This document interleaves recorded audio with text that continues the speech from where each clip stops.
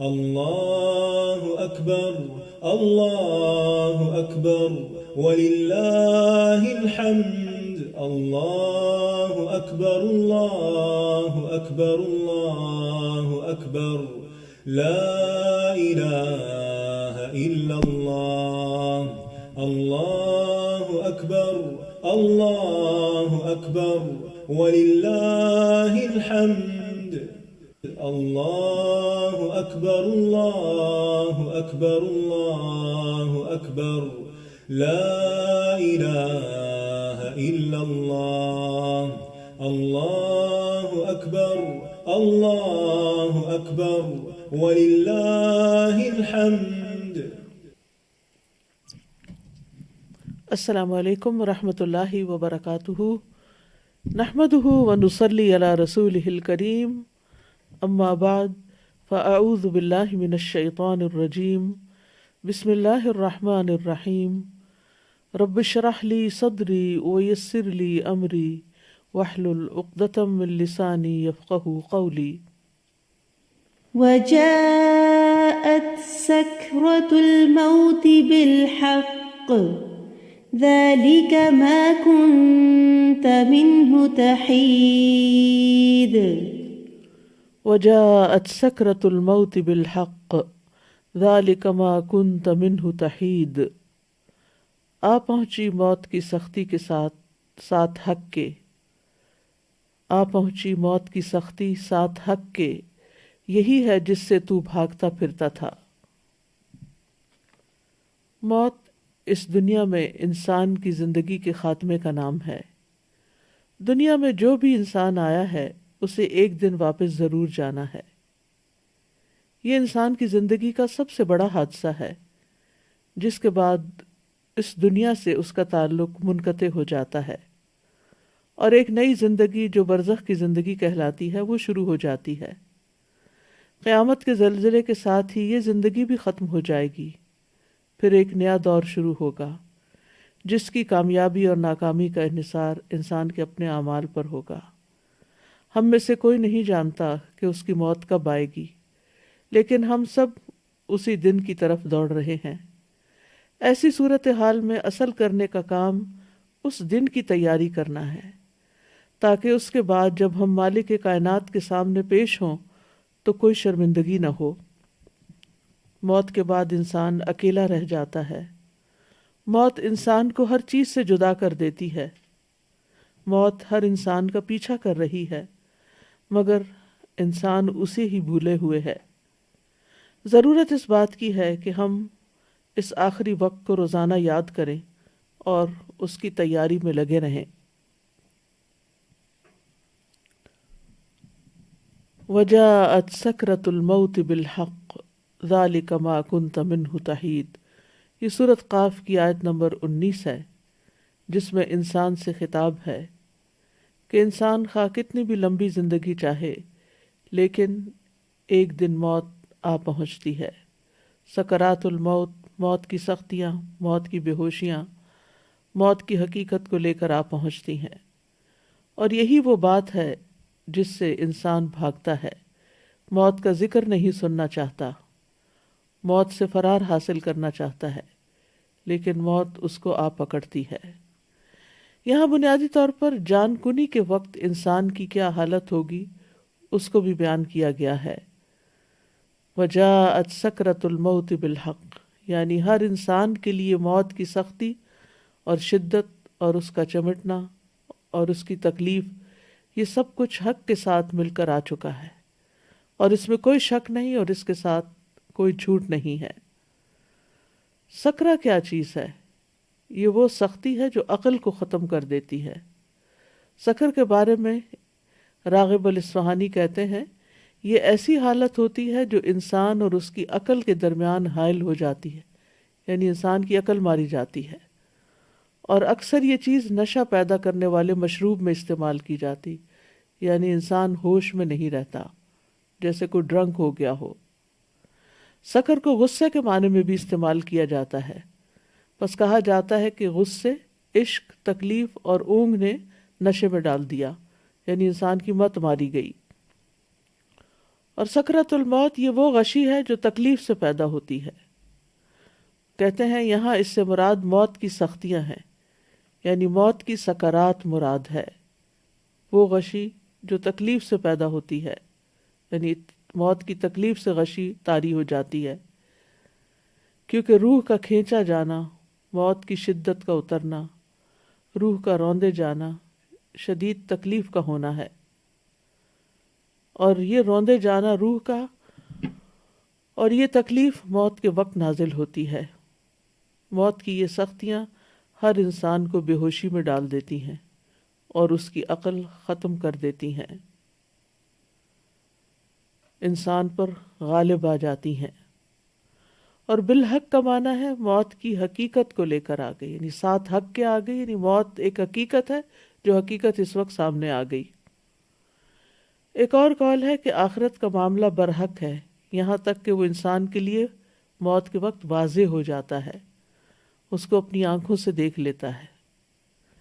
ایک اور قول یہ بھی ہے کہ وہ چیز حق ہے جس طرف انسان کا معاملہ لوٹ کر جاتا ہے، یعنی خوش نصیبی کی طرف یا بدبختی کی طرف. تو بہرحال موت کی سختی برحق ہے. انسان جب تک زندہ ہوتا ہے اس کے اقوال، اس کے افعال لکھے چلے جاتے ہیں تاکہ ان پر اس کا محاسبہ کیا جا سکے. پھر اس کو موت آ جاتی ہے، پھر یہ وہ موت ہے جس کو وہ حق کے ظاہر ہوتے ہی دیکھ لیتا ہے، یعنی اس کی حقیقت سامنے آتے ہی اس کا مشاہدہ کرتا ہے اور اس کو اسی صورت میں دیکھتا ہے جس صورت میں اللہ نے اس سے وعدہ کیا ہے. اور ایک قول یہ بھی ہے کہ یہاں حق سے مراد بذات خود موت ہے. اس کو حق اس لیے کہا گیا ہے کہ ہر انسان موت کا حقدار ہوتا ہے، یا آخرت کے گھر کا جو کہ برحق ہے اور اس کی طرف اس کو منتقل ہونا ہے. ذالک ما کنت منہ تحید، یہی وہ چیز ہے، یعنی موت جو ہر زندہ چیز کی انتہا ہے. ما کنت منہ تحید، جس سے تم بھاگتے تھے، جس سے تم کتراتے تھے، اپنی زندگی میں اس سے فرار حاصل کرتے تھے. یعنی کوئی بھی چیز جس سے یہ انسان کو احساس ہونے لگے کہ اس کو کھانے سے موت آ سکتی ہے یا اس بیماری سے موت آ سکتی، تو انسان اس سے بھاگ جاتا ہے، اس کے قریب نہیں پھٹکتا. انسان کو اپنی جان بہت پیاری ہوتی ہے اور ہر اس چیز سے انسان بھاگتا ہے جس سے موت کا اس کو اندیشہ ہو. تو یہی بات یہاں کہی گئی کہ یہی وہ چیز ہے جس کو پیش تو آنا تھا لیکن تم اس سے بھاگتے رہے. جب کوئی بندہ کسی چیز سے ایک جانب ہو کر دور چلا جاتا ہے تو اس وقت کہا جاتا ہے حاد فلان عن الشیء یحیدہ حیدۃ. تو بہرحال انسان جب موت دیکھتا ہے تو پھر نہ بھاگ سکتا ہے، نہ کوئی مدد دے سکتا ہے، نہ اس سے خلاصی ممکن ہے. ابن عباس اس کا معنی یہ کرتے ہیں کہ یہی وہ چیز ہے جس کو تو ناپسند کرتا تھا. ہم میں سے ہر شخص موت کو ناپسند کرتا ہے اور اس کا سامنا نہیں کرنا چاہتا، لیکن موت تو ایک حقیقت ہے، ہر جان نے مرنا ہے. اللہ سبحانہ وتعالیٰ فرماتے ہیں کل نفس ذائقۃ الموت ثم الینا ترجعون، ہر جان موت کو چکھنے والی ہے، پھر تم ہماری ہی طرف لوٹائے جاؤ گے. موت کا فرشتہ مقرر کر دیا گیا ہے. سورۃ السجدہ میں آتا ہے قل یتوفاکم ملک الموت الذی وکل بکم ثم الی ربکم ترجعون. کہہ دو کہ موت کا فرشتہ جو تم پر مقرر کیا گیا ہے تمہاری جانیں قبض کر لیتا ہے، پھر تم اپنے رب کی طرف لوٹائے جاتے ہو. موت سے فرار ممکن نہیں ہے. سورۃ الجمعہ میں آتا ہے قل ان الموت الذی تفرون منہ فانہ ملاقیکم ثم تردون الی عالم الغیب والشہادۃ فینبئکم بما کنتم تعملون. کہہ دو بلا شبہ وہ موت جس سے تم بھاگتے ہو یقیناً وہ تم سے ملنے والی ہے. یعنی انسان جتنا بھی بھاگ لے لیکن وہ تو سامنے سے آ رہی ہے. پھر تم ہر پوشیدہ اور ظاہر چیز کو جاننے والے کی طرف لوٹائے جاؤ گے تو وہ تمہیں بتائے گا کہ تم کیا کچھ کرتے رہے ہو. یعنی موت کس لیے رکھی گئی؟ تاکہ یہ دیکھا جائے کہ موت سے پہلے کی زندگی میں انسان نے کیا کام کیے ہیں، ان کا حساب کیا جائے اور اس پر اس کو جزا یا سزا دی جائے. کوئی بھی ذی روح موت سے نہیں بچ سکتا، کوئی بھی۔ سورۃ النساء میں آتا ہے اینما تکونوا یدرککم الموت ولو کنتم فی بروج مشیدہ، جہاں کہیں بھی تم ہو موت تمہیں آ ہی لے گی، خواہ تم مضبوط قلعوں میں محفوظ ہو جاؤ، موت وہاں بھی پہنچ جائے گی۔ یعنی کیسی بھی خوراک کھا لو، کیسے بھی گھر میں رہ لو، کیسے بھی علاج کروا لو، کیسی بھی سہولتیں تمہیں میسر ہوں، لیکن موت جس وقت آنی ہے وہ آ جائے گی، کوئی اس سے بچ نہیں سکتا۔ وَلَن يُؤَخِّرَ اللَّهُ نَفْسًا إِذَا جَاءَ أَجَلُهَا وَاللَّهُ خَبِيرٌ بِمَا تَعْمَلُونَ، اور اللہ کسی جان کو ہرگز مہلت نہیں دے گا جب اس کا وقت آ گیا، اور اللہ اس سے پوری طرح باخبر ہے جو تم کر رہے ہو۔ یعنی تمہارے روزمرہ کے اعمال بھی اللہ تعالیٰ کے سامنے ہیں۔ انس رضی اللہ عنہ سے روایت ہے، وہ کہتے ہیں کہ فاطمہ رضی اللہ تعالیٰ عنہ نے کہا، جب رسول اللہ صلی اللہ علیہ وسلم نے موت کی شدت محسوس کی، جو بھی محسوس کی، تو فاطمہ رضی اللہ عنہ کہنے لگی، ہائے تکلیف، یعنی ہائے میرے باپ کو تکلیف ہو رہی ہے۔ رسول اللہ صلی اللہ علیہ وسلم نے فرمایا، اے میری بیٹی، تمہارے باپ پر وہ وقت آ گیا ہے کہ اللہ اس سے کسی کو بھی چھوڑنے والا نہیں قیامت کے دن کی ملاقات کے لیے، کیونکہ اللہ سے ملاقات اس کے بعد ہی ہو سکتی ہے۔ انبیاء سارے کے سارے دنیا سے چلے گئے۔ رسول اللہ صلی اللہ علیہ وسلم نے فرمایا، جبریل میرے پاس آئے اور کہا، اے محمد صلی اللہ علیہ وسلم، جیسے چاہو زندگی گزارو، بالآخر تو مرنا ہے، جس کو چاہو اپنا محبوب بنا لو، یقیناً تجھے بالآخر اس سے جدا تو ہونا ہے۔ یعنی ایک نہ ایک دن وہ ساری چیزیں جن کو ہم بہت عزیز رکھتے ہیں، جو ہماری بہت پسندیدہ ہیں، چاہے انسان ہے یا غیر انسان، وہ سب کو چھوڑنا تو ہے ہی۔ موت انسان کو گھیرے ہوئے ہے۔ عبداللہ رضی اللہ عنہ کہتے ہیں کہ نبی صلی اللہ علیہ وسلم نے ایک اسکوئر بنایا، 4 کونوں والا خط کھینچا، پھر اس کے درمیان یعنی سینٹر میں ہاف کر کے ایک خط کھینچا جو اس اسکوئر سے باہر نکل رہا تھا۔ اس کے بعد درمیان والے خط کے اس حصے میں جو چوکٹے کے درمیان میں تھا، چھوٹے چھوٹے بہت سے خطوط کھینچے، اندر اس کے لکیریں لگائیں، اور پھر فرمایا، یہ انسان ہے اور یہ اس کی موت ہے جو اسے گھیرے ہوئے ہے، اور یہ جو بیچ کا خط باہر نکلا ہوا یہ اس کی امید ہے، یعنی اسکوئر سے باہر جو نکلا ہوا ہے، اور یہ جو چھوٹے چھوٹے خط اس کے اوپر ہیں، اس لکیر کے اوپر، یہ اس کی دنیاوی مشکلات ہیں۔ یعنی اسکوئر ہے، درمیان میں ایک لکیر ہے جو اسکوئر سے باہر نکل رہی ہے، اس لکیر کے اوپر چھوٹے چھوٹے اپوزٹ سائڈ پر خط یعنی کہ لکیریں لگی ہوئی ہیں، اور یہ اس کی مشکلات ہے۔ یعنی انسان یوں جا رہا ہے، پھر ایک رکاوٹ آتی، پھر اس کو پار کرتا، پھر اگلی آ جاتی، پھر اگلی، پھر اگلی، پھر اگلی، موت تک یہی ہوتا ہے، لیکن پھر بھی وہ امید نہیں ہارتا، وہ چاہتا ہے کہ لمبی عمر جیے، اور اس چوکٹے سے باہر بھی اس کی امیدیں جا رہی ہیں۔ بس جب انسان ایک مشکل سے بچ کر نکلتا ہے تو دوسری میں پھنس جاتا ہے، اور دوسرے سے نکلتا ہے تو تیسری میں پھنس جاتا ہے۔ مطرف بن عبداللہ شخیر اپنے والد سے روایت کرتے ہیں کہ نبی صلی اللہ علیہ وسلم نے فرمایا، ابن آدم کی شکل و صورت یوں دکھائی گئی ہے کہ اس کے آس پاس 99 موتیں ہیں، یعنی 99 حادثات اور مصیبتیں اس کے آس پاس ہیں، اللہ اس کو بچائے رکھتا ہے، اور جب موت کا وقت آتا ہے تو وہ ختم ہو جاتے ہیں۔ اگر وہ موتیں اس سے خطا کر بھی جائیں تو وہ انتہائی درجے کے بڑھاپے کا شکار ہوتا ہے، حتیٰ کہ مر جاتا ہے۔ موت کا وقت اور جگہ بھی مقرر ہے۔ وَمَا كَانَ لِنَفْسٍ أَن تَمُوتَ إِلَّا بِإِذْنِ اللَّهِ كِتَابًا مُؤَجَّلًا، اور کسی جان کے لیے ممکن نہیں کہ اللہ کے حکم کے بغیر مر جائے، لکھے ہوئے کے مطابق جس کا وقت مقرر ہے۔ سورۃ النحل میں آتا ہے، فَإِذَا جَاءَ أَجَلُهُمْ لَا يَسْتَأْخِرُونَ سَاعَةً وَلَا يَسْتَقْدِمُونَ، پھر جب اس کا وقت آ جائے گا تو ایک گھڑی نہ پیچھے رہ سکتے ہیں نہ آگے بڑھ سکتے، عین جس وقت دم نکلنا ہے اسی وقت نکلے گا۔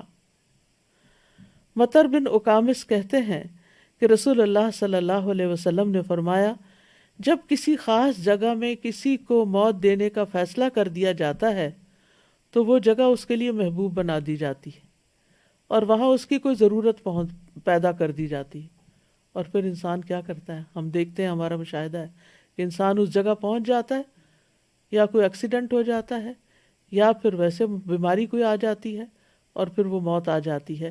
وہ تو ایک بہانہ ہوتا ہے، لیکن یہ ہے کہ انسان یعنی جو تکلیف آنی ہے انسان کو پتہ بھی نہیں چلتا، اور انسان سے وہی غلطی ہوتی ہے جس سے وہ عرصہ دراز سے بچ رہا ہوتا ہے.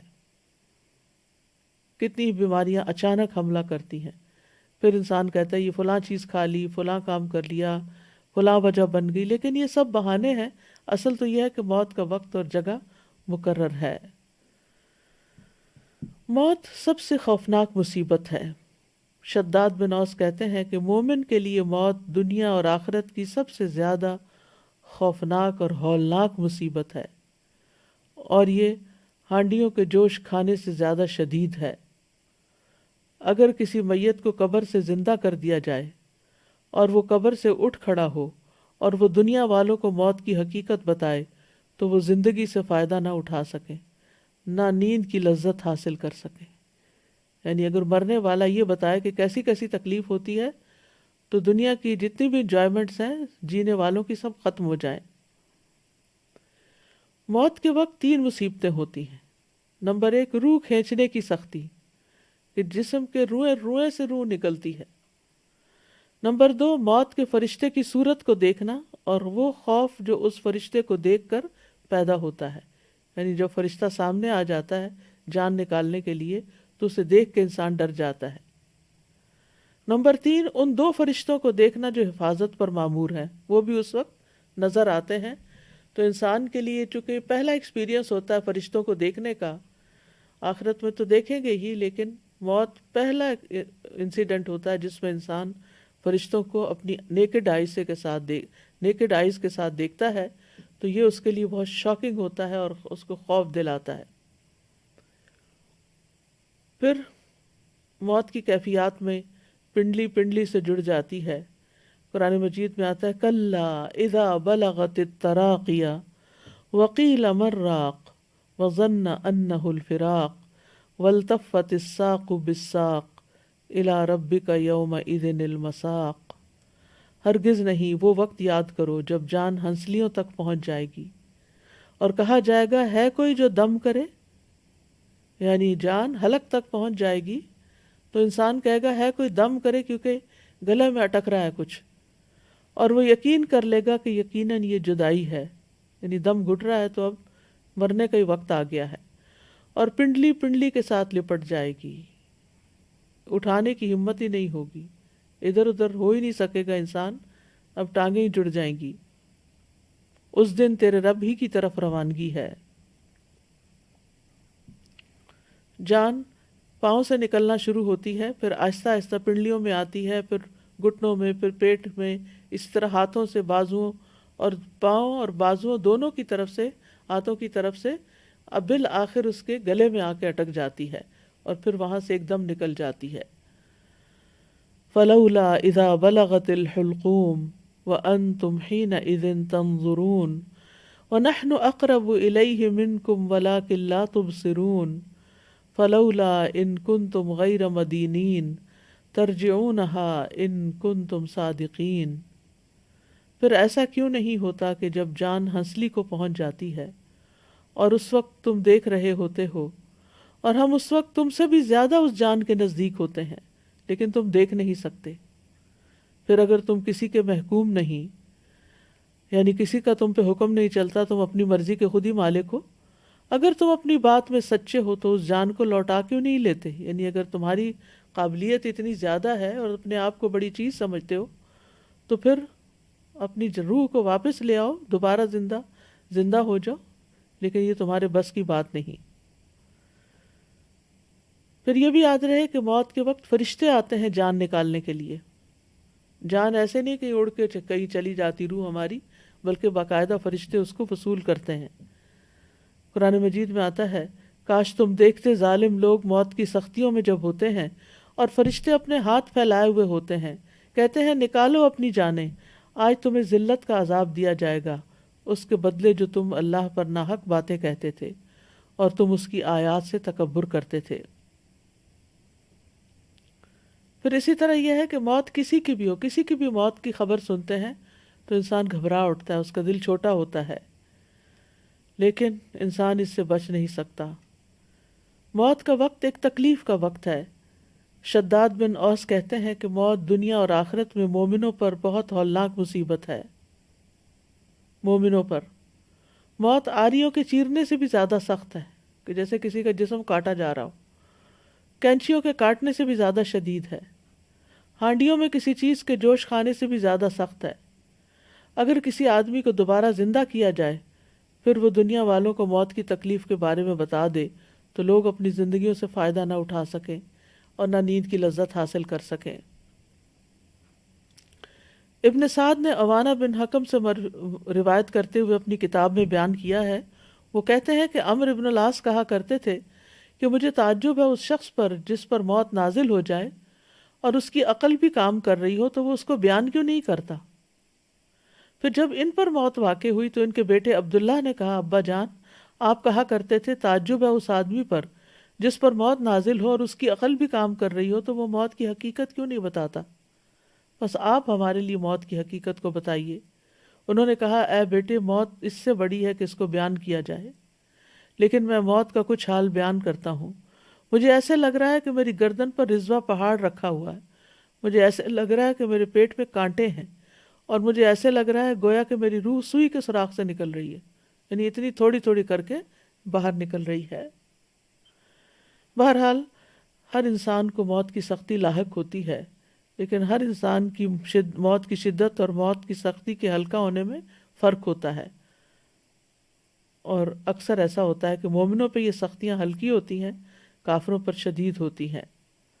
انبیاء کے لیے موت کی سختیوں کو بڑھا دیا جاتا ہے تاکہ ان کے لیے ان کا اجر بڑھایا جا سکے۔ پرہیزگاروں اور بدبختوں اور نیک اور برے آدمی کے درمیان موت کے وقت فرق ہوتا ہے۔ ہم کہتے کہ یہ دونوں برابر نہیں ہیں، کافر اور فاجر اور موت کی سختی بہت زیادہ جھیلتے ہیں جبکہ مومن پہ اتنی سختی نہیں ہوتی، تو روح نکلنے کے ساتھ ساتھ اس کی رگیں اور اعصاب ٹکڑے ٹکڑے ہوتے رہتے ہیں۔ تو یہ ایک چیز ہے، اور دوسری چیز یہ ہے کہ کافر و فاجر کی موت کی سختیاں آزمائش اور ناراضگی اور شدت اور عذاب اور عبرت ہیں، اور جہاں تک مومن پرہیزگار کا تعلق ہے تو یہ اللہ کا عطیہ اور نعمت اور رحمت ہے کہ اس سختی کی وجہ سے گناہ مٹا دیے جاتے ہیں یا اس کے درجات بلند کر دیے جاتے ہیں۔ مومن کو تو ایک کانٹا بھی چبھے تو اس کے گناہ معاف ہوتے ہیں۔ ذکوان کہتے ہیں کہ حضرت عائشہ کہا کرتی تھی، وفات کے وقت رسول اللہ صلی اللہ علیہ وسلم کے سامنے ایک بڑا پیالہ تھا یا چمڑے کی تھیلی تھی جس میں پانی تھا۔ آپ اپنے دونوں ہاتھ اس برتن میں ڈالتے اور پھر اپنے ہاتھوں کو اپنے چہرے پر ملتے اور فرماتے، لا الہ الا اللہ، یقیناً موت میں سختی ہوتی ہے۔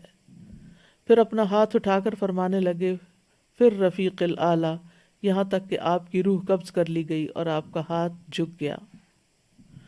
موت کی شدت کو برا نہیں سمجھنا چاہیے، یعنی اگر آپ دیکھیں کہ کوئی مریض ہے جس کے اوپر بہت وقت لگ گیا ہے اس کو اس اسٹرگل میں، تو اس کو برا نہ سمجھے کہ ضرور یہ کوئی برا آدمی ہوگا تو اس وجہ سے اس کے ساتھ یہ ہو رہا ہے۔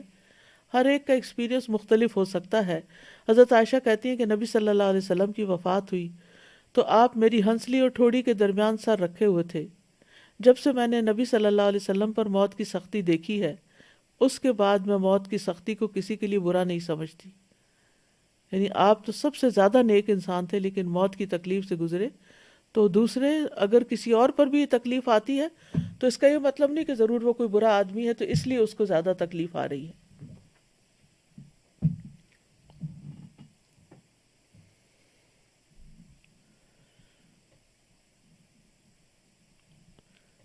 اب سوال یہ پیدا ہوتا ہے کہ موت کی سختی کا سبب کیا ہے، یعنی اتنی شدید کیوں ہے؟ ابن حجر کہتے ہیں کہ موت کی سختی مرتبے کے کم ہونے پہ دلالت نہیں کرتی، بلکہ وہ مومن کے لیے یا تو اس کی نیکیوں میں اضافہ کرتی ہے یا اس کے گناہوں کا کفارہ ہوتی ہے، اور انسان جب اللہ کے پاس پہنچتا ہے تو بالکل صاف ستھرا ہو کر۔ زید بن اسلم اپنے والد سے روایت کرتے ہوئے کہتے ہیں کہ جب مومن کے درجات میں سے کچھ باقی رہ جاتا ہے یعنی اس نے ان درجوں تک پہنچنا ہے، اللہ نے بڑا ہائی رینک اس کے لیے لکھا ہے، اور وہ اپنے عمل کے ذریعے جنت کے اس درجے تک نہیں پہنچ پاتا تو اس پر موت کی سختی کو بڑھا دیا جاتا ہے تاکہ وہ موت کی سختیوں اور اس کی مصیبت کی وجہ سے جنت کے اس درجے تک پہنچ جائے۔ مومن کی موت کا منظر کچھ ایسا ہے کہ اللہ تعالیٰ مومن کو موت کی تکلیف دینا پسند نہیں کرتا۔ رسول اللہ صلی اللہ علیہ وسلم نے فرمایا، بے شک اللہ تعالیٰ فرماتا ہے میں جو کام کرنا چاہتا ہوں اس میں مجھے اتنا تردد نہیں ہوتا جتنا کہ مجھے اپنے مومن بندے کی جان نکالنے میں ہوتا ہے۔ وہ موت کو تکلیف کی وجہ سے ناپسند کرتا ہے اور میں بھی اسے تکلیف دینا ناپسند کرتا ہوں۔ مومن موت کے وقت اللہ سے ملاقات کو پسند کرتا ہے، یعنی اللہ سے ناراض نہیں ہوتا۔ شریح بن ہانی کہتے ہیں، میں عائشہ رضی اللہ عنہ کی خدمت میں حاضر ہوا تو میں نے عرض کیا، اے ام المومنین، میں نے ابو ہریرہ سے سنا وہ رسول اللہ صلی اللہ علیہ وسلم سے حدیث روایت کرتے ہیں، اگر واقعتاً ایسا ہی ہے تو ہم تو ہلاک ہو جائیں گے۔ تو انہوں نے کہا، جو رسول اللہ صلی اللہ علیہ وسلم کے قول سے ہلاک ہو گیا وہ واقعتاً ہلاک ہونے والا ہے۔ وہ حدیث کیا ہے؟ انہوں نے کہا کہ رسول اللہ صلی اللہ علیہ وسلم نے فرمایا، جو اللہ کی ملاقات کو پسند کرے اللہ بھی اس سے ملاقات کرنے کو پسند کرتا ہے، اور جو اللہ کی ملاقات کو ناپسند کرے اللہ بھی اس سے ملاقات کو ناپسند کرتا ہے، حالانکہ ہم میں سے ہر ایک موت کو ناپسند کرتا ہے۔ تو عائشہ رضی اللہ تعالیٰ عنہ نے کہا کہ رسول اللہ صلی اللہ علیہ وسلم نے اسی طرح فرمایا تھا، لیکن اس کا مطلب وہ نہیں جس کی طرف تم چلے گئے ہو، بلکہ جب آنکھ پھٹ جاتی ہے، سینے میں گڑگڑاہٹ پیدا ہو جاتی ہے، رونگٹے کھڑے ہو جاتے ہیں، انگلیاں اکڑ جاتی ہیں، بس اس موقع پر جو اللہ سے ملاقات کرنے کو پسند کرے اللہ بھی اس سے ملاقات کرنے کو پسند کرتا ہے، اور جو اللہ سے ملاقات کرنے کو ناپسند کرے اللہ بھی اس سے ملاقات کرنے کو ناپسند کرتا ہے۔ یعنی وہ جو موت کی شدت کا وقت ہے اس وقت اللہ سے بدگمان نہیں ہونا چاہیے، بلکہ اللہ تعالیٰ سے ملاقات کا شوق دل میں پیدا ہونا چاہیے۔ اللہ تعالیٰ ہمیں وہ عطا کرے جب ہم مریں۔ مومن کی جان جب اس کے پہلوؤں سے نکل رہی ہوتی ہے تو بھی وہ اللہ کا شکر ادا کر رہا ہوتا ہے۔ ابن عباس کہتے ہیں کہ رسول اللہ صلی اللہ علیہ وسلم نے فرمایا، یقیناً مومن کے ہر حال میں خیر ہے، اس کی جان اس کے دو پہلوؤں سے نکل رہی ہوتی ہے اور وہ اللہ عز و جل کی تعریف کر رہا ہوتا ہے۔ حسن بصری کہتے ہیں، مومن کے لیے راحت صرف اللہ کی ملاقات میں ہی ہے، اور جس کی راحت اللہ کی ملاقات میں ہو تو اس کی موت کا دن اس کے لیے مسرت اور خوشی اور امن اور عزت اور شرف کا دن ہوگا۔ عبداللہ بن مسعود کہتے ہیں کہ نبی صلی اللہ علیہ وسلم نے فرمایا، بے شک مومن کی روح پسینے سے نکلتی ہے، جبکہ کافر کی روح اس کی باٹ سے نکلتی ہے جیسے گدھے کی روح۔ مرتے ہی سلامتی اور جنت کی بشارت مل جاتی ہے۔ الذین تتوفاہم الملائکۃ طیبین یقولون سلام علیکم ادخلوا الجنۃ بما کنتم تعملون۔ وہ لوگ جو پاک سیرت ہوتے ہیں، فرشتے ان کی روح قبض کرنے آتے ہیں تو کہتے ہیں تم پر سلام ہو، جو اچھے عمل تم کرتے رہے ہو اس کے صلے میں جنت میں داخل ہو جاؤ۔ سورۃ الفجر میں آتا ہے، یا ایتھا النفس المطمئنہ ارجعی الی ربک راضیۃ مرضیہ فادخلی فی عبادی وادخلی جنتی۔ پھر یہ کہ مومن اچھے طریقے سے دنیا سے رخصت ہوتا ہے۔ فَأَمَّا إِن كَانَ مِنَ الْمُقَرَّبِينَ فَرَوْحٌ وَرَيْحَانٌ وَجَنَّةُ نَعِيمٍ وَأَمَّا إِن كَانَ مِنْ أَصْحَابِ الْيَمِينِ فَسَلَامٌ لَكَ مِنْ أَصْحَابِ الْيَمِينِ۔ پس اگر وہ مقربین میں سے ہو، مقرب بندوں میں سے، تو اس کے لیے راحت اور عمدہ رزق اور نعمت والی جنت ہے آگے، اور لیکن اگر وہ دائیں ہاتھ والوں میں سے ہوا تو تجھ پر سلام کہ تو دائیں ہاتھ والوں میں سے ہے۔ یہ فرق ہے مقربین ٹاپ کلاس اور سیکنڈ کلاس کا۔ پھر اسی طرح مومن کا آگے بھی بہترین استقبال ہوتا ہے۔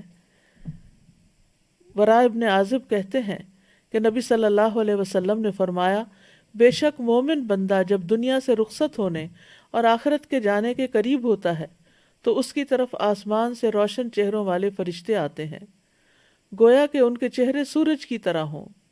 ان کے پاس جنت کے کفنوں میں سے ایک کفن اور جنت کی حنوت یعنی خوشبو میں سے ایک خوشبو ہوتی ہے، یہاں تک کہ وہ اس کی حد نگاہ تک بیٹھ جاتے ہیں۔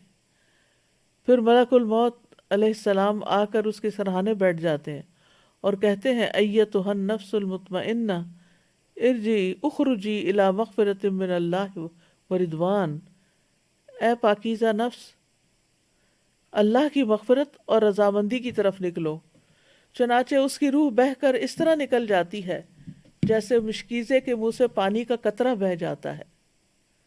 پھر ملک الموت اسے پکڑ لیتے ہیں، اور جب وہ اسے پکڑ لیتے ہیں تو دوسرے فرشتے پلک جھپکنے کی مقدار بھی اس کی روح کو ملک الموت کے ہاتھ میں نہیں رہنے دیتے، بلکہ ان سے لے کر اسے کفن میں لپیٹ کر اپنی لائی ہوئی حنوت مل دیتے ہیں، خوشبو ملتے ہیں، اور اس کے جسم سے ایسی خوشبو نکلتی ہے جیسے بہت ہی زیادہ مہکنے والی کستوری کی خوشبو جو روئے زمین پر پائی گئی ہو۔ پھر فرشتے اس روح کو لے کر اوپر چڑھ جاتے ہیں۔ اس کے بارے میں ایک نرس نے مجھے بتایا تھا جو ایسے ہی وارڈ میں ہوتی تھی، کہ اتنے 30-35 سال کا شاید اس کا ایکسپیرینس تھا ایسے لوگوں کے ساتھ، یعنی جو بالکل مرنے کے قریب ہوتے ہیں۔ وہ کہتی ہے کہ ایک دفعہ ایسا ہوا تھا کہ جب ایک مردے کی جان نکلی ایک شخص کی تو پورا کمرہ خوشبو سے بھر گیا، اور تقریباً 15 منٹ تک وہ خوشبو وہاں رہی، اس کے بعد ختم ہو گئی۔ تو ڈاکٹرز بھی تھے اور لوگ، یعنی سبھی اس بات کی گواہی دے رہے تھے کہ بہت ہی زبردست قسم کی خوشبو آ رہی ہے۔ معلوم نہیں اس شخص کا کیا نیک عمل ہوگا جس کی وجہ سے اللہ نے اس کو چن لیا۔ پھر آسمان کا سفر ہوتا ہے، یعنی جب روح فرشتے اپنا کفن لے کر آتے ہیں، روح نکال کے کفن میں لپیٹ کے اوپر چلے جاتے ہیں۔ براء ابن عازب کہتے ہیں نبی صلی اللہ علیہ وسلم نے فرمایا فرشتے اس روح کو لے کر اوپر چڑھ جاتے ہیں، اور فرشتوں کے جس گروہ پر بھی ان کا گزر ہوتا ہے وہ پوچھتا ہے ما ھذا الروح الطیب، یہ کون سی پاکیزہ روح ہے، یہ پاک روح کون ہے؟ وہ جواب میں کہتے ہیں فلاں بن فلاں، اس کا بہترین نام بتاتے ہیں جس سے دنیا میں لوگ اسے پکارتے تھے، حتیٰ کہ وہ اسے لے کر آسمان دنیا تک پہنچ جاتے ہیں۔ وہ اس کے لیے دروازہ کھلواتے ہیں تو ان کے لیے دروازہ کھول دیا جاتا ہے، تو ہر آسمان کے مقرب فرشتے اس کے ساتھ ساتھ چلتے ہیں آسمان کی طرف جو اس کے بعد آتا ہے، اس طرح اسے 7ویں آسمان تک پہنچا دیا جاتا ہے۔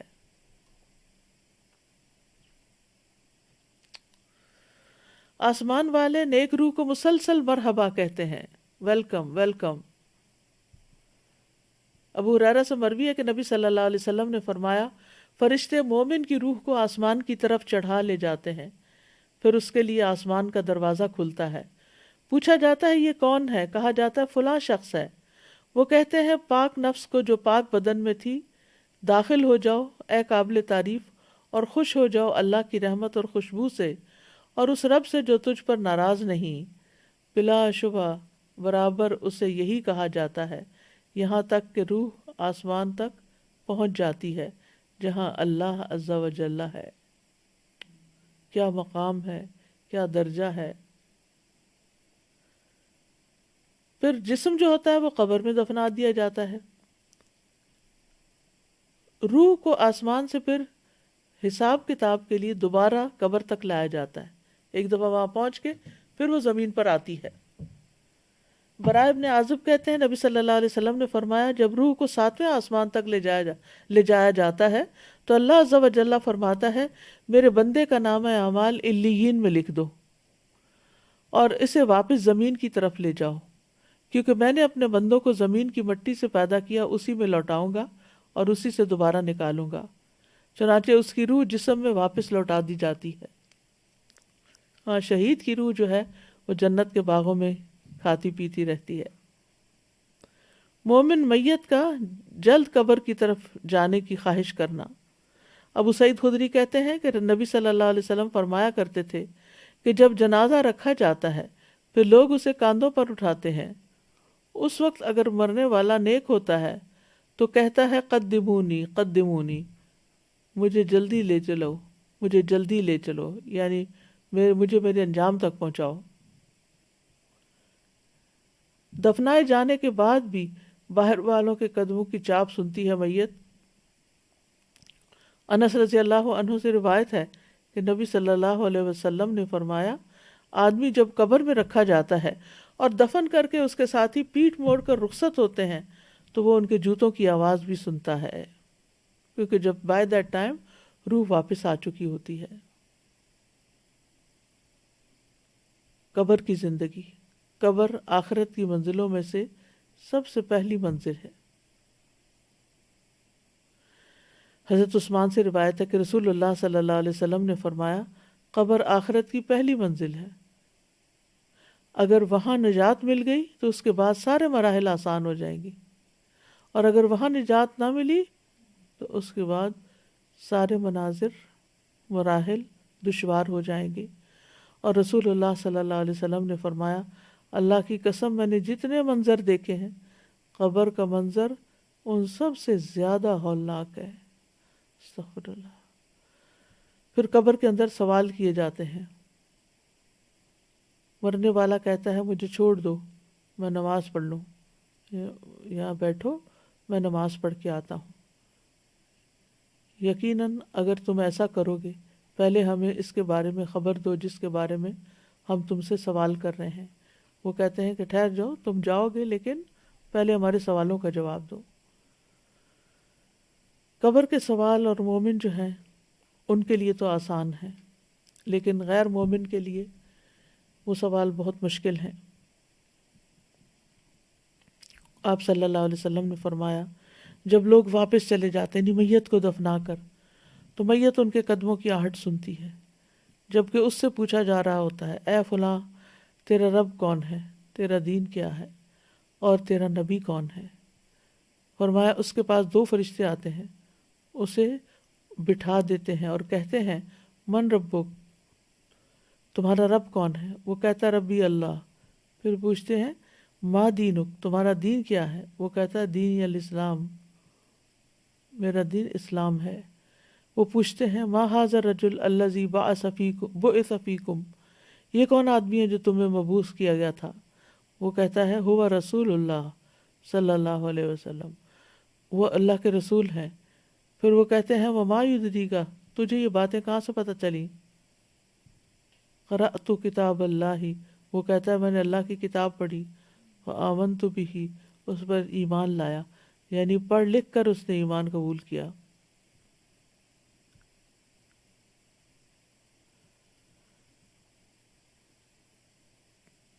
یہ کتنا ضروری ہے پڑھنا لکھنا، کتنا ضروری ہے سوچ سمجھ کے زندگی بسر کرنا۔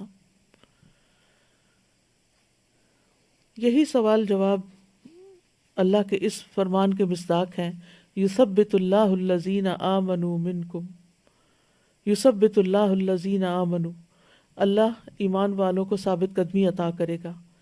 فرمایا پھر آسمان سے منادی کرنے والا آواز لگاتا ہے، قد صدق عبدی فافرشوہ من الجنہ وافتحوا لہ بابا الی الجنہ والبسوہ من الجنہ، تحقیق میرے بندے نے سچ کہا، اسے جنت کا بستر بچھا دو، اس کو جنت کا لباس پہنا دو، اس کے لیے جنت کی طرف سے دروازہ کھول دو۔ قبر میں نیک اعمال مومن کی حفاظت کرتے ہیں۔ ابو ہریرہ کہتے ہیں کہ نبی صلی اللہ علیہ وسلم نے فرمایا، میت کو جب اس کی قبر میں رکھ دیا جاتا ہے تو وہ ان کے پلٹ جانے کے وقت ان کی جوتوں کی آواز سنتے ہیں۔ اگر وہ مومن ہوتا ہے تو نماز اس کے سرہانے ہوتی ہے، روزہ اس کے دائیں جانب ہوتا ہے، زکوٰۃ اس کی بائیں جانب ہوتی ہے، دیگر نیک کام، صدقہ، صلہ رحمی، نیکی اور لوگوں سے احسان اس کے پاؤں کی طرف آ جاتے ہیں۔ اگر اس کے سرہانے کی طرف سے آ جاتا تو نماز کہتی ہے میری طرف سے آنے کا راستہ نہیں، اور پھر اس کے دائیں جانب سے آ جاتا ہے تو روزہ کہتا ہے میری طرف سے آنے کا راستہ نہیں، پھر اس کے بائیں جانب سے آیا جاتا ہے تو دیگر نیکی، نیک کام، صدقہ، صلہ رحمی، نیکی، لوگوں سے احسان اس کے دونوں پاؤں ہوتے ہیں، پھر اس طرف سے آتا ہے تو زکوٰۃ بائیں طرف ہوتی ہے اور یہ صدقہ خیرات سارا کچھ پاؤں کی طرف ہوتا ہے۔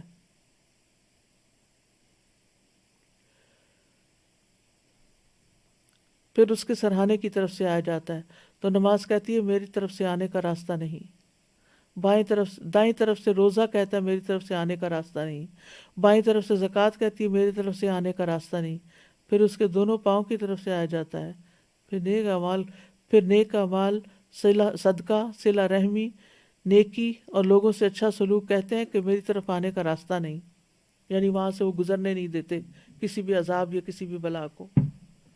طبرانی کی روایت میں ہے آدمی کے پاس اس کی قبر میں آیا جاتا ہے، پھر جب اس کے سرہانے کی جانب آیا جاتا ہے تو اس کو قرآن کی تلاوت دھکیل دیتی ہے، جب اس کے دونوں ہاتھوں کی طرف آیا جاتا ہے تو اس کو صدقہ دھکیل دیتا ہے، کیونکہ ہاتھ سے انسان صدقہ کرتا رہا تھا، اور جب اس کے پاؤں کی جانب آیا جاتا ہے تو اس کا مسجدوں کی طرف نکلنا جانا اس عذاب کو دھکیل دیتا ہے۔ نیک اعمال قبر کی تنہائی دور کر دیتے ہیں، کیونکہ براء ابن عازب کی روایت ہے نبی صلی اللہ علیہ وسلم نے فرمایا قبر میں مومن کے پاس ایک خوبصورت لباس اور انتہائی عمدہ خوشبو والا ایک آدمی آتا ہے اور اسے کہتا ہے ابشر، خوشخبری ہو، خوشخبری پاؤ جو تمہیں خوش کرے گی، یہ وہی دن ہے جس کا تم سے وعدہ کیا جاتا تھا۔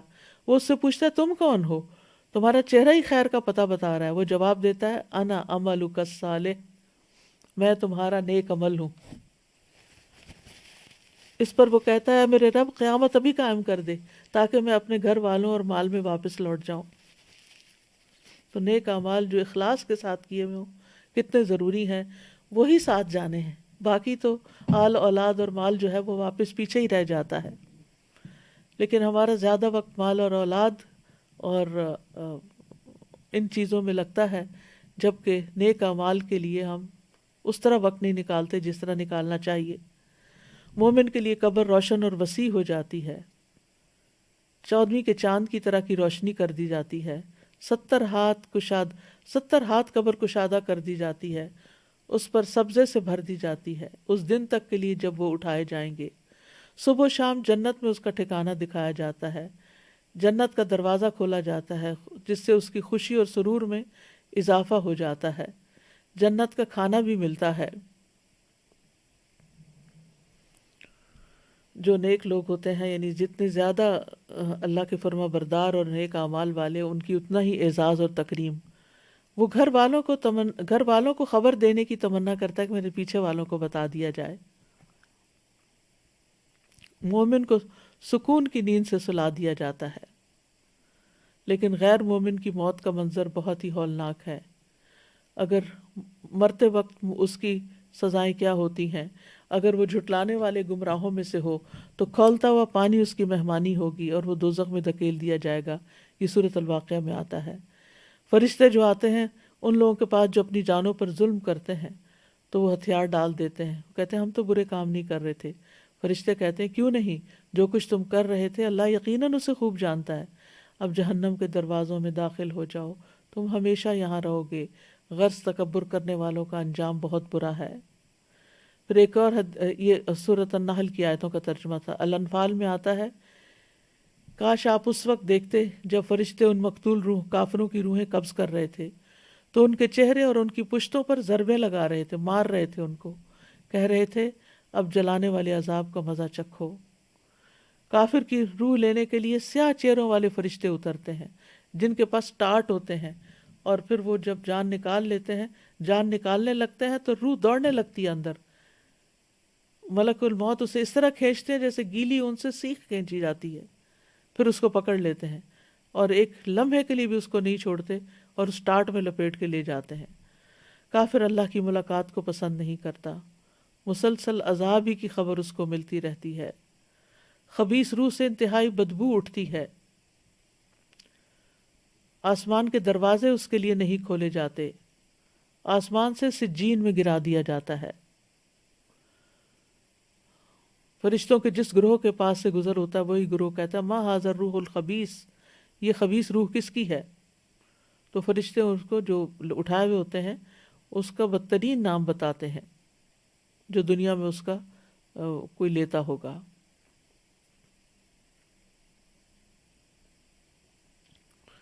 پھر اگر مرنے والا نیک نہیں ہوتا تو قبر میں جانے کی تمنا نہیں کرتا. وہ کہتا ہے ہائے میری بربادی، تم مجھے کہاں لے جا رہے ہو. قبر میں سوال جواب کے وقت خوف کی حالت میں اٹھتا ہے اور پھر ہاں ہاں لا ادری کہہ کے جواب دیتا ہے. اس کے جواب کی تکذیب کرنے سے جہنم سے لباس اور بستر آتا ہے. اس کے جواب پر آسمان سے ایک منادی آواز لگاتا ہے کہ اس نے جھوٹ بولا، اس کے لیے آگ کا بستر بچھا دو، اس کو آگ کا لباس پہنا دو. اس کے اعمال انتہائی کبھی شکل میں آ جاتے ہیں، بدصورت آدمی کی شکل میں، گندے کپڑے پہن کر جس سے بدبو آ رہی ہوتی ہے. تو پوچھتا تو کون ہے؟ تیرے چہرے سے شر کی خبر معلوم ہوتی ہے. وہ جواب دیتا میں تیرا گندا عمل ہوں. وہ کہتا ہے میرے رب قیامت کو قائم نہ کر. پھر قبر میں انتہائی ہیبت ناک ساتھی ہوتا ہے، یعنی خبیث عمل جو ہے وہ اس کے لیے مسلسل تکلیف کا باعث ہوتا ہے. پھر وہاں اندھا بہرا فرشتہ مقرر کر دیا جاتا ہے جس کے پاس لوہے کا ایک گرز ہوتا ہے. اگر وہ پہاڑ پر دے مارے تو وہ ریزہ ریزہ ہو جائے. اس کو معیشت دن کا اس کا سامنا کرنا پڑتا ہے.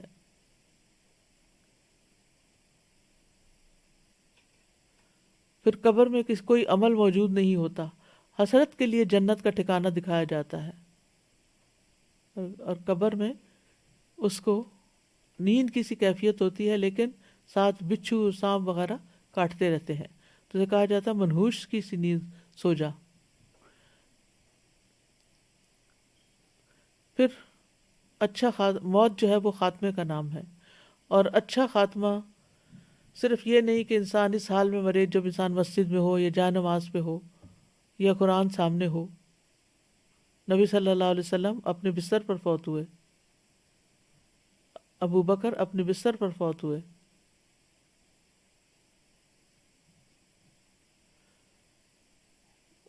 پھر اسی طرح یہ ہے کہ اچھا خاتمہ انسان کا یہ ہے کہ انسان کتاب و سنت پر ہو، تمام چیزوں پر ایمان رکھے جو ایمان لانے والی ہیں، اور ہر اس چیز سے بچے جس سے بچنا ضروری ہے. ہم انسان ہیں، کمزور ہیں، ہم سے غلطیاں ہو جاتی ہیں، لیکن بار بار پلٹ آنا چاہیے تاکہ ہمیں موت سے پہلے اطاعت کی توفیق مل جائے. حسن خاتمہ اصل میں کیا ہے؟ وہ یہ ہے کہ بندے کو موت سے پہلے اس کی توفیق دے دی جائے کہ وہ ہر اس عمل سے دور ہو جائے جو رب سبحانہ وتعالیٰ کو ناراض کرتا ہے، اور گناہوں اور نافرمانیوں سے توبہ کی توفیق مل جائے. توحید پر خاتمہ ہو، لا الہ الا اللہ پر. موت سے پہلے ہدایت مل جائے. حسن خاتمہ کے اسباب کیا ہیں؟ حسن خاتمہ میں اگر کوئی چاہتا ہے کہ اس کا خاتمہ اچھا ہو تو زندگی میں اللہ کی اطاعت پر قائم رہے اور تقوی اپنے اندر پیدا کرتا رہے.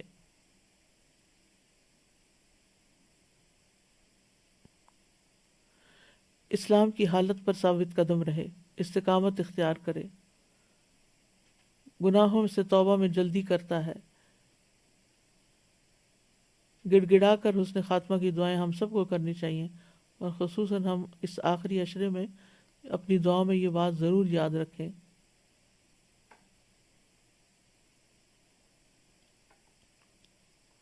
ظاہر اور باطن میں اپنی اصلاح کی کوشش کرتے رہنا چاہیے. قرآن سے تعلق مضبوط کر لینا چاہیے، اللہ سے حسن ظن رکھنا چاہیے، کثرت سے اللہ کا ذکر کرنا چاہیے. برا خاتمہ کیا ہے؟ برا خاتمہ 2 درجوں پر ہے. پہلا مرتبہ یہ کہ انسان شک کا شکار ہو جائے. دوسرا مرتبہ جو اس سے کم درجے کا ہے کہ موت کے وقت انسان کے دل پر دنیا کے کسی کام کی محبت یا حرام خواہشات میں سے کوئی خواہش غالب آ جائے اور وہ خواہش اس کے دل میں متشکل ہو کے دکھائی دے.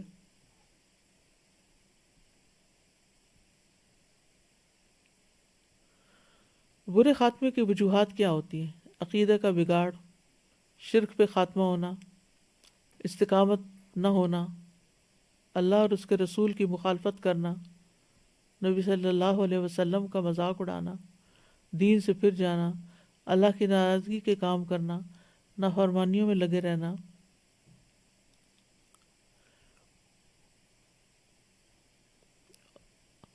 راتوں کو اللہ کی نافرمانی میں گزارتے ہوئے موت آ جانا، اللہ کے حرام کردہ امور کا ارتکاب کرنا، دنیا میں ہی مگن ہو جانا، خودکشی کر لینا، جھوٹے الزام لگانا، لوگوں کو گمراہ کرنا،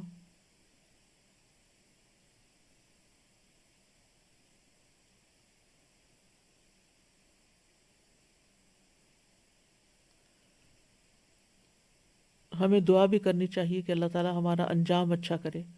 فاطر السماوات والارض انت ولی فی الدنیا والآخرہ توفنی مسلما والحقنی بالصالحین۔ کسی کی موت ہو جائے تو اس کے لیے دعا کرنا،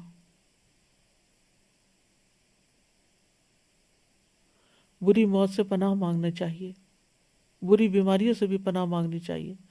اللہ کی راہ میں شہادت کی دعا، شہد اللہم ارزقنی شہادتا فی سبیلک وجعل موتی فی بلد رسولک صلی اللہ علیہ وسلم۔ نیک لوگوں کے ساتھ فوت ہونے کی دعا کرنی چاہیے، نیک لوگوں کے ساتھ ملنے کی دعا کرنی چاہیے، رفیق اعلیٰ سے ملنے کی دعا کرنی چاہیے، عذاب قبر سے پناہ مانگنا چاہیے۔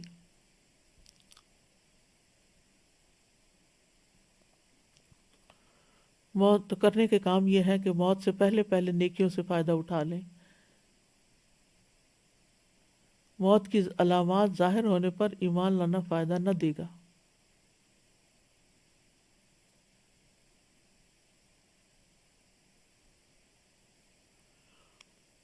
موت سے پہلے توبہ کر لینی چاہیے، زندگی کے آخری لمحات کے لیے بھرپور کمائی کرنی چاہیے، موت سے غافل نہیں ہونا چاہیے، موت کا ذکر کرتے رہنا چاہیے، اس میں غور و فکر کرنا چاہیے۔ ایسا کوئی کام نہیں کرنا چاہیے جو موت کے وقت حسرت کا باعث ہو۔ موت کو کثرت سے یاد کرنا چاہیے۔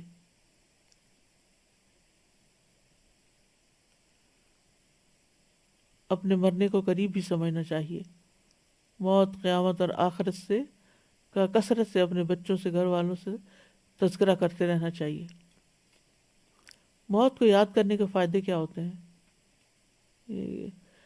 یہ کہ انسان توبہ جلدی کرتا ہے، اس کے دل میں قناعت ہوتی ہے، اس کی عبادت میں سرگرمی ہوتی ہے، دنیا کی لذتوں سے دور ہوتا ہے، زندگی کا رخ بدل جاتا ہے، دوسروں کی مصیبتیں بھی ہلکی لگتی ہیں۔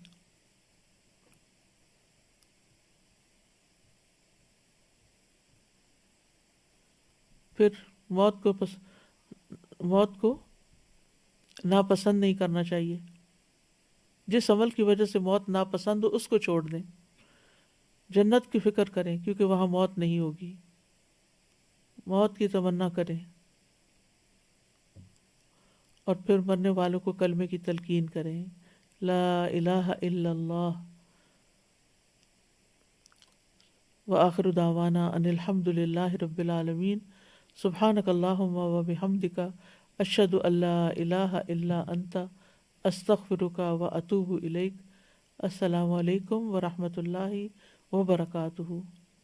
اللہ اکبر اللہ اکبر اللہ اکبر، لا الہ الا اللہ، اللہ اکبر اللہ اکبر وللہ الحمد، اللہ اکبر اللہ اکبر اللہ اکبر، لا الہ الا اللہ، اللہ اکبر اللہ اکبر وللہ الحمد، اللہ اکبر اللہ اکبر اللہ اکبر، لا إله إلا